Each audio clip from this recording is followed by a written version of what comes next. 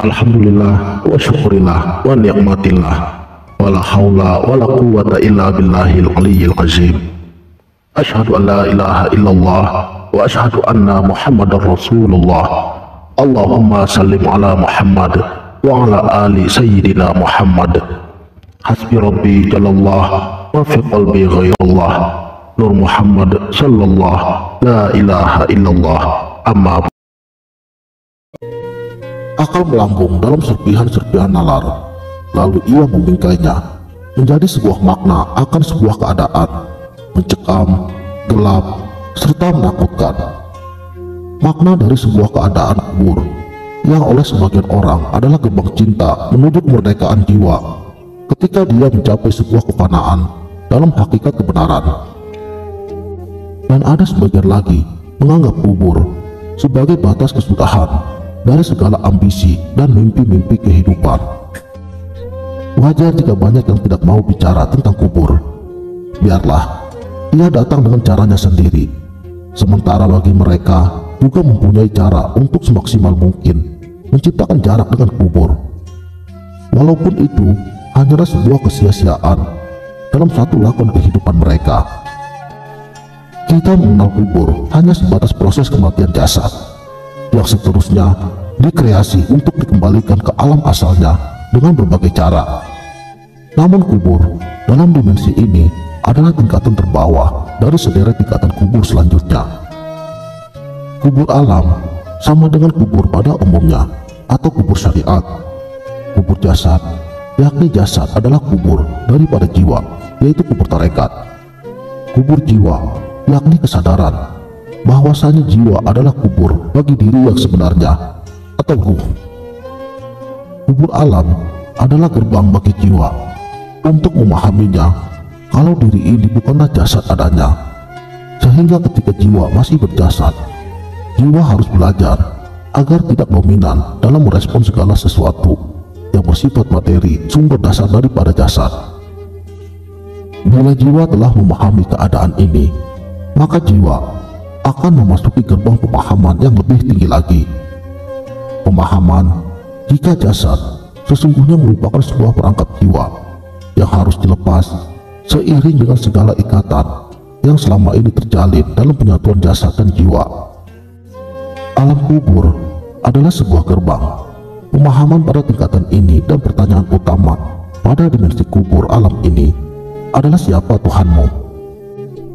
Makna dari pertanyaan ini adalah pertanyaan nalar yang berorientasi materi, di mana seringnya manusia menggambarkan sosok Tuhan dalam bentuk fisik atau sebuah objek, sehingga membutuhkan kesadaran logika bahwa Tuhan bukanlah sosok yang tercipta dari kreasi alam pikir manusia dalam sebuah bentuk, karena Tuhan lebih daripada itu dan tidak terbatas, yaitu maha besar. Konsekuensi pada dimensi kubur ini adalah jika diri berbuat baik, maka masuk surgalah imbalannya, dan jika diri berbuat jahat, maka nerakalah tempatnya. Kubur jasad, ketika jiwa memasuki gerbang kesadaran dan mengerti akan esensinya, maka jasad adalah sebuah kubur bagi jiwa. Dan proses selanjutnya, memaknai jasad sebagai kubur akan merefleksikan bagaimana jiwa selama ini menjadikan jasad sebagai kerangka dalam dimensi ruang dan waktu untuk mewujudkan segala untayan keinginannya. Dalam terminologi tertentu yang pada umumnya didominasi oleh ego kesadaran jiwa akan jasad sebagai perangkap adalah langkah awal dari perjalanan jiwa dalam menggapai kebenaran dan memahami akan kebodohan jiwa itu sendiri yang terbelenggu oleh keterpikatan duniawi. Akan tetapi, jasad juga merupakan media yang sempurna dari sebuah penciptaan untuk mengantarkan jiwa pada gerbang kesadaran akan kebenarannya. Terbukanya kesadaran jiwa akan jasad sebagai perangkap adalah seiring kesadaran jiwa itu sendiri, kalau dirinya adalah juga perangkap atas roh dari jiwa itu sendiri. Dan selanjutnya melahirkan perjuangan untuk menyibak berbagai sekat-sekat jiwa akan resonansi cahaya ruh, agar jiwa terlebur dengan cahaya ilahi dan menciptakan keseimbangan jiwa. dalam menyikapi vibrasi kehendak yang bersifat materi melalui indrawi. Pada dimensi kubur jasad ini, pertanyaannya adalah, kenalkah kamu dengan Tuhanmu? Makna dari pertanyaan ini merupakan esensi pemahaman ketuhanan melalui alam batin dengan indera batin, dan lebih khusus lagi dengan mata batin yang dimulai dengan cahaya ruh, sedangkan prosesnya dinamakan perjalanan rohani. Kenalkah kamu dengan Tuhanmu adalah sebuah proses peralihan dari vibrasi dan resonansi jasad beserta struktur landasan akan makna pembentukan jiwa secara komprehensif menuju vibrasi ilahi yang terpancar dari resonansi cahaya ruh, sehingga jiwa mengalami keloncatan kuantum menuju gerbang peleburan diri. Jiwa akan selalu bercahaya dan mengenal segala sesuatu melalui cahaya, karena segala sesuatu sumbernya adalah cahaya. Meskipun vibrasi itu datangnya dari alam jasad yang merupakan refleksi indrawi, namun semua adalah dia adanya. Konsekuensi pada dimensi kubur ini berupa kedamaian dan ketenangan dalam kebahagiaan hidup, yang dualitasnya adalah kepedihan, penderitaan, dan keterpurukan dalam hidup, karena jiwa yang gelap dan menjadi belenggu nafsu serta egonya. Kedamaian dan ketenangan yang hakiki, sebagaimana yang digambarkan Rasulullah Muhammad Shallallahu Alaihi Wasallam. Kubur orang-orang mukmin adalah laksana taman-taman surgawi. Saudaraku sang sejati, bukankah makna dari taman adalah kedamaian, kebahagiaan, dan ketentraman? Demikianlah jika jasad seorang manusia telah terkonvert menjadi taman surga yang merupakan cerminan dari jiwa yang tercahayakan, jiwa yang kebahagiaannya tidak tergantung pada apapun, karena cukuplah Tuhan menjadi sumber kebahagiaannya. Lihatlah Nabi Sulaiman alaihissalam, sang raja yang kaya, arif, dan bijaksana. Namun Nabi Sulaiman alaihissalam tidak menyandarkan kebesaran dan kebahagiaannya pada vibrasi indrawi. Kita renungkan juga akan ketampanan Nabi Yusuf alaihissalam dan segala kemilau singgasananya. Kemudian pikirkan sejenak bagaimana ketabahan Nabi Lut alaihissalam, maka akan tersingkaplah apa yang seharusnya termaknai dalam setiap langkah hidup ini.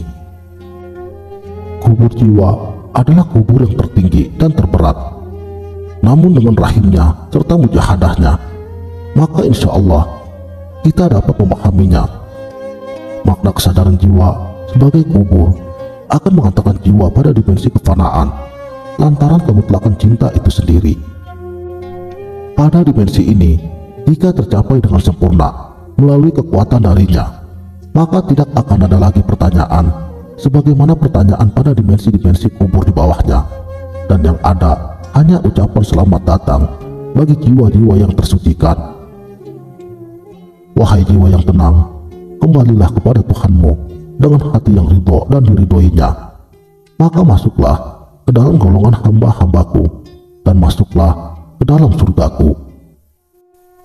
Ketika malaikat Israel mengabarkan kematian pada Nabi Ibrahim alaihissalam, maka Nabi Ibrahim alaihissalam berkata, Israel, sampaikan kepada Tuhanku, adakah kekasih yang mematikan kekasihnya? Lalu Israel pun menghadap Tuhan dengan membawa pesan dari Nabi Ibrahim alaihissalam. Kemudian Tuhan berfirman, Israel, kalau begitu, sampaikan pesanku ini pada kekasihku Ibrahim. Lalu Israel kembali menjumpai Nabi Ibrahim alaihissalam dan menyampaikan pesan tersebut. Hai Ibrahim, Tuhanmu berfirman, adakah seorang kekasih yang menolak panggilan kekasihnya? Kemudian Nabi Ibrahim alaihissalam pun melebur dalam panggilan itu dengan cinta.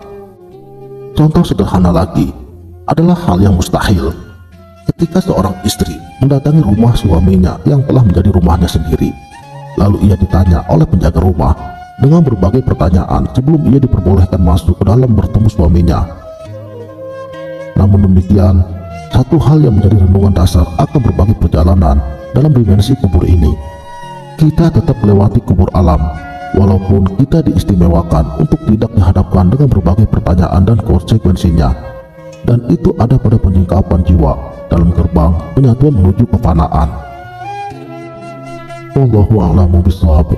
Sekianlah, semoga bermanfaat. Wassalamualaikum warahmatullahi wabarakatuh.